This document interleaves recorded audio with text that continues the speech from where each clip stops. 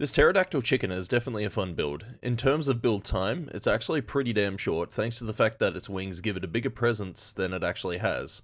And hang on to your hats because we're busting out the scales again.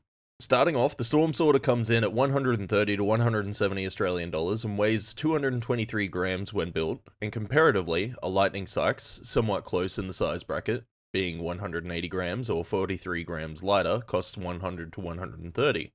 But here's the kicker. The Darkhorn, a much bigger Zoid in both terms of parts, box size, guns, and overall plastic, being 348 grams when built, meaning it's 125 grams heavier, only costs between 120 to 140 Australian dollars. I don't actually understand the price difference here, because you would expect more plastic, maybe the bigger box to cost more, but it's not actually that. And I'm very doubtful it's the metallic pigment, otherwise something like the Lightning Sykes would cost more. Nonetheless, I'd say if you want to pick one of these up, have a bit of a shop around and check places such as Kotobukiya, HobbyLink Japan, or maybe even Hobby Search Japan, because they're definitely a great smaller build, and feel free to use glue on anything that feels like it might be loose, as long as it isn't something that should actually be moving. I know that I did.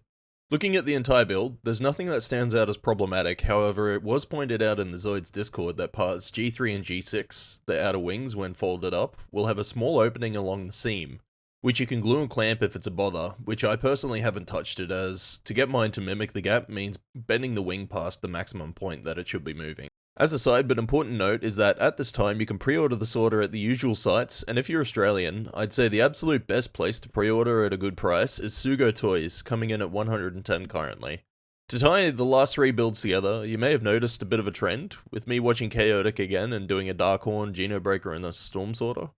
This is somewhat coincidental, but since we've got a pattern going here, I'm going to continue it with doing a limited Chaotic Sentry build next, while I'm working on the episodes.